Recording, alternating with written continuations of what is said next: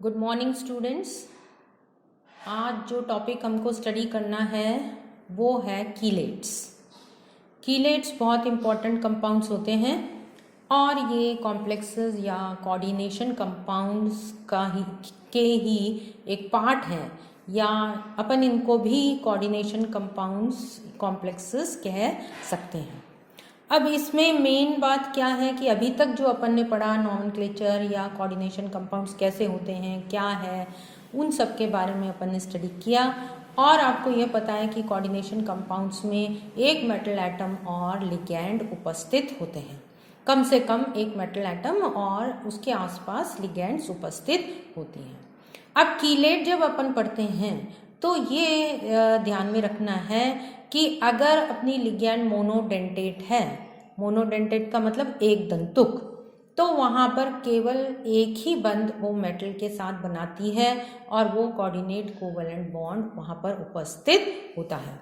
जैसे ये सिंपल सा बनाया है और ये एक स्ट्रेट मॉलिक्यूल बन जाता है, इसमें किसी प्रकार का कोई वलय या कोई रिंग नहीं बनती। लेकिन अगर अपनी लिगैंड बाइडेंटेट हो या ट्राइडेंटेट हो, कहने का मतलब ये है कि यदि लिगैंड पॉलीडेंटेट होती है, पॉलीडेंटेट का मतलब बाइडेंटेट, ट्राइडेंटेट, टेट्रा एक्सेट्रा, इस प्रकार का यदि वो दंतुक लिगैंड है और उसके पास 2 डोनर एटम, 3 डोनर एटम, इस प्रकार के डोनर एटम यदि उपस्थित हैं तो वो दोनों एटम्स के साथ मेटल के साथ बंध बना सकती हैं।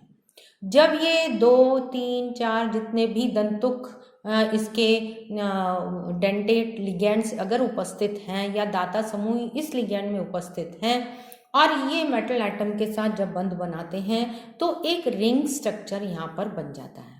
और ये जो रिंग स्ट्रक्चर यहाँ पर बन जाता है ये बहुत स्टेबल होता है। तो इस प्रकार पॉलीडेंटेट लिगैंड्स मेटल के साथ जब रिंग स्ट्रक्चर का फॉर्मेशन करते हैं तो उसे अपन कीलेट कहते हैं।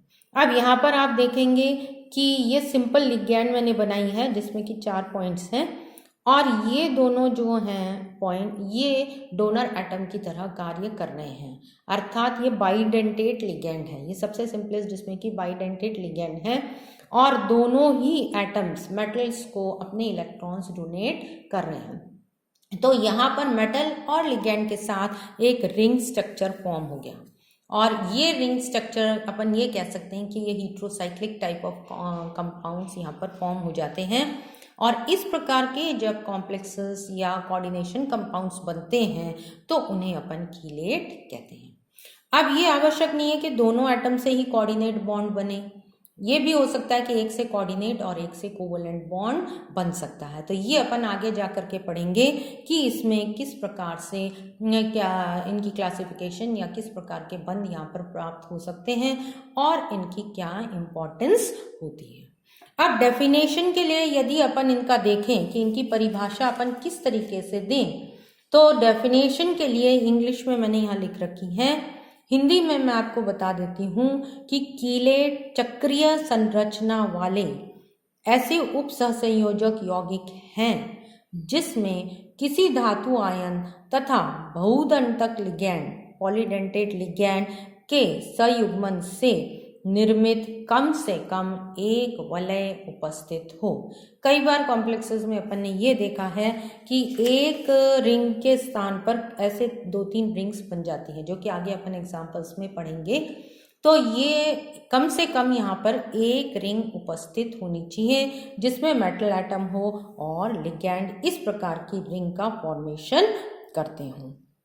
या दूसरे शब्दों में इनको अपन ऐसे भी कह सकते हैं कि कीलेट वो संकुल हैं जिनमें दाता परमाणु एक दूसरे से अप्रत्यक्ष रूप से तथा परमाणु से सीधे इस प्रकार जुड़े रहते हैं कि विषम चक्रीय वलय का एक भाग बन जाता है।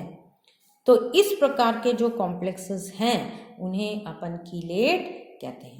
तो सिंपलेस्ट टर्म में ये कहा जा सकता है कि कीलेट जो है ये एक रिंग स्ट्रक्चर है या एक चक्रीय संरचना है जिसमें कि उपसहसंयोजक बंध उपस्थित होता है जो कि धातु और लिगैंड के बीच में उपस्थित होने के कारण एक रिंग स्ट्रक्चर का यहाँ पर फॉर्मेशन होता है। तो इस प्रोसेस को, जो कि ये प्रोसेस बनता है, उसे अपन कीलेशन कहते हैं, और जो यौगिक या रिंग बन जाती है उसे अपन कीलेट कहते हैं। ये जो कीलेट्स हैं नॉर्मल स्ट्रेट चेन वाले जो कॉम्प्लेक्सेस हैं उनसे बहुत अधिक स्टेबल होते हैं, इसलिए इनकी अधिक इम्पॉर्टेंस है। चाहे वो अपने बॉडी केस में हो, बॉडी में भी इनकी बायोलॉजिकली भी इनकी काफ़ी इम्पोर्टेंस है, और चाहे वो अपन केमिकली किसी भी प्रकार, जैसे बहुत सारे एस्टिमेशंस में या फाइंड आउट करने के लिए कीलेट कॉम्प्लेक्सेस का फॉर्मेशन किया जाता है, जो कि अपन आगे जा कर के स्टडी करेंगे। अब कीलेट का जो नाम आया है वो कीलोस से आया है। कीलोस का जिसका अर्थ होता है केकड़े का पंजा, जैसे मैंने यहाँ लिखा है क्रैब्स क्लॉ। क्रैब्स क्लॉ का मतलब क्या है? केकड़े का पंजा, इस तरीके से, क्योंकि ये केकड़े का पंजा इस तरीके से पकड़ता है, तो ऐसे ही यहाँ पर मेटल एटम है और इसको लिगैंड ने इस तरीके से पकड़ रखा है। तो बीच में जो मेटल एटम है उसको इस तरीके से पकड़ने के कारण इसका नाम कीलेट, या जो प्रोसेस है उसको कीलेशन कहा जाता है। अब स्टेबिलिटी, जैसे कि मैंने आपको बताया था कि स्ट्रेट वाले जो कॉम्प्लेक्सेस बनते हैं उनसे ये कीलेट कॉम्प्लेक्सेस जो हैं ये हाईली स्टेबल होते हैं। अब ये स्टेबिलिटी इनमें क्यों होती है? स्टेबिलिटी इनमें 4-5 रीजंस के कारण होती है। सबसे पहला रीजन जो इसमें है वो है रेजोनेंस। रेजोनेंस आपको पता ही है, डबल बॉन्ड सिंगल बॉन्ड के बीच में कन्वर्शन होता रहता है, और अनुनाद के कारण यौगिक जो है वो बहुत स्थायी हो जाते हैं। ये आपने ऑर्गेनिक केमिस्ट्री में पहले से ही पढ़ा है कि रेजोनेंस क्या है और क्यों ऑर्गेनिक कंपाउंड्स वहाँ पर ज़्यादा स्टेबल हो जाते हैं जिनमें रेजोनेंस प्रेजेंट होती है। तो यहाँ पर मैंने एक एग्जाम्पल ले रखा है कि एक तो स्ट्रेट चेन है और दूसरा वाला है जो कीलेट, इस तरीके रिंग स्ट्रक्चर जो कि फॉर्म्ड हो गया। ये एलाइल कॉम्प्लेक्स है। एलाइल में 3 carbon atoms with 1 double bond है। अब ये जो डबल बॉन्ड है ये यहाँ से यहाँ से ऐसे इस तरीके से इन तीनों कार्बन एटम्स के ऊपर डिस्ट्रीब्यूटेड होता है। एलाइल के बारे में आपने पहले ही पढ़ा हुआ है ऑर्गेनिक केमिस्ट्री में। तो यहाँ पर अब ये एलाइल जो लिगैंड है ये मेटल के साथ बॉन्ड बना रही है, और यहाँ क्योंकि मेटल डायरेक्टली एक ही कार्बन एटम से जुड़ा हुआ है इसलिए इसको अपन कहते हैं H1 या मोनोहेप्टो कॉम्प्लेक्स। H1 का मतलब होता है हेप्टो, हेप्टिसिटी का मतलब यह है कि मेटल कितने कार्बन से बंध बना रहा है। यहाँ पर एक ही कार्बन से बंध बना रहा है, इसलिए इसको नीटा 1 या H1 हेप्टो 1 कॉम्प्लेक्स कहा जाता है। अब इसकी तुलना में ये क्या करता है, ये डबल बॉन्ड जब यहाँ ट्रांसफर हो जाएगा तो क्या होगा, ये मेटल एटम इस कार्बन से जुड़ जाएगा। ये सिंगल बॉन्ड होता है, यहाँ पर सिंगल बॉन्ड होते ही ये मेटल एटम इससे जुड़ जाएगा। तो अल्टीमेटली ये दोनों कार्बन एटम्स जो हैं ये मेटल एटम के साथ इस तरीके से जुड़ जाते हैं, और ये डबल बॉन्ड जो है ये पूरी रिंग में इस तरीके से घूमने लग जाता है। तो रेजोनेंस हो जाती है यहाँ पर, और इसलिए अब इसको अपन कहते हैं हेप्टा 3 कॉम्प्लेक्स, क्योंकि तीनों कार्बन एटम से मेटल का बॉन्ड बन जाता है और बीच में अपन एक रिंग सी बना देते हैं, जैसे बेंजीन में बनाते हैं ना, उसी तरीके से यहाँ पर रिंग सी बना करके इस कॉम्प्लेक्स को लिखा जाता है। तो ये हेप्टा 3 कॉम्प्लेक्स जो है वो हेप्टा 1 कॉम्प्लेक्स या नीटा 3 कॉम्प्लेक्स जो है वो नीटा 1 कॉम्प्लेक्स से अधिक स्टेबल होता है, और स्टेबिलिटी किस कारण है, रेजोनेंस के कारण यहाँ पर उपस्थित होती है। सेकेंड फैक्टर जो है वो है एंट्रोपी। एंट्रोपी जो है, अगर एंट्रोपी में इंक्रीज हो रही है तो that means what happens, disorder में भी इंक्रीज हो जाता है। और ये जो डिसऑर्डर है ये किस पर निर्भर करता है, अणुओं की संख्या या पार्टिकल कणों की संख्या पर ये निर्भर करता है। तो जैसे ही एंट्रोपी इंक्रीज होती है वैसे ही स्टेबिलिटी भी इंक्रीज हो जाती है। तो ये स्टेबिलिटी इंक्रीज होने के क्या मुख्य कारण है कि यहाँ पर फ्री एनर्जी चेंज जो है वो सिस्टम में प्राप्त हो जाता है अगर एंट्रोपी में बढ़ोतरी हो या एंट्रोपी इंक्रीज हो। तो इसलिए जो मोनोडेंटेट लिगैंड हैं वो पॉलीडेंटेट लिगैंड द्वारा जैसे ही प्रतिस्थापित होती है या सब्स्टिट्यूटेड होती है तो अपने नंबर ऑफ पार्टिकल्स भी बढ़ जाते हैं, और नंबर ऑफ पार्टिकल्स बढ़ने के कारण एंट्रोपी बढ़ जाएगी और एंट्रोपी बढ़ने के कारण स्टेबिलिटी भी बढ़ जाएगी। तो यहाँ पर ये देखिए, यहाँ पर इन्होंने नंबर ऑफ पार्टिकल्स बताए हैं। अगर ये वाला कॉम्प्लेक्स अपन लेते हैं तो यहाँ पर लेफ्ट हैंड साइड पे एक पार्टिकल ये है और 3 पार्टिकल्स ये हैं, तो टोटल पार्टिकल्स कितने हो गए? 4, 3 और +1 विच इज 4। ठीक है, अगर इसको रिप्लेस कर दें मोनोडेंटेट को अपन ने बाइडेंटेट, इथाइलिन डाइअमीन ये है लिगैंड, इससे अगर अपन रिप्लेस करते हैं तो COEN होल थ्राइस 2+3+ कॉम्प्लेक्स बन जाता है। तो एक पार्टिकल ये हो गया और 6 पार्टिकल्स ये हो गए, तो कितने पार्टिकल्स हो गए? 7 पार्टिकल्स यहाँ पर अपने को उपस्थित होते हैं या प्राप्त होते हैं। तो जैसे ही नंबर ऑफ पार्टिकल्स बढ़ते हैं तो एंट्रोपी बढ़ जाती है, और ये जो एंट्रोपी है it provides free energy change for the system. तो free energy change of the system, ये जो सिस्टम को इधर से इधर करने में जो चेंज हो रहा है वो प्रोवाइड करता है, इसलिए इस प्रकार के जो कॉम्प्लेक्सेस हैं वो ज़्यादा स्टेबल होते हैं। थर्ड है नेचर ऑफ मेटल आयन।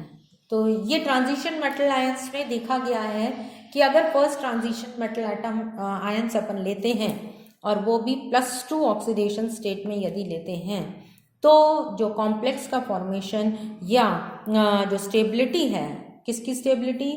कीलेट्स की स्टेबिलिटी। इस तरीके से जो कीलेट्स बनते हैं इनकी स्टेबिलिटी अगर लिगैंड सेम है तो मैग्नीज से लेकर के कॉपर की तरफ ये इंक्रीज होती रहती है। ये इरविंग विलियम सीरीज के अनुसार इस तरीके से जिंक तक ये इंक्रीज हो जाती हैं मेटल आयंस की। तो मेटल आयन का जो नेचर है वो भी इसको मतलब स्टेबिलिटी को इंक्रीज करता है। फोर्थ फैक्टर जो कि बहुत इंपॉर्टेंट है, स्टेरिक फैक्टर।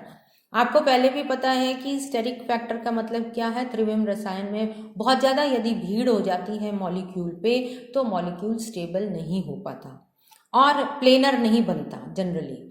तो वो क्या करता है कि प्लेनर से स्टैगर्ड फॉर्म में या किसी और फॉर्म में कन्वर्ट हो जाता है। साइक्लोएल्केन्स में अपन ने पढ़ा था बोट फॉर्म और चेयर फॉर्म, वहाँ पर जो कि बोट फॉर्म और चेयर फॉर्म ज़्यादा स्टेबल होते हैं as compare to simple cycloalkanes. तो इस हेक्सेन वाले में तो इस तरीके से यहाँ पर भी यदि ग्रुप बढ़ जाए, बड़ा ग्रुप बन जाता है या बड़ा ग्रुप सब्स्टिट्यूट कर देते हैं, तो उस टाइप के जो कॉम्प्लेक्सेस या कीलेट जो बनते हैं वो ज़्यादा स्टेबल नहीं होते।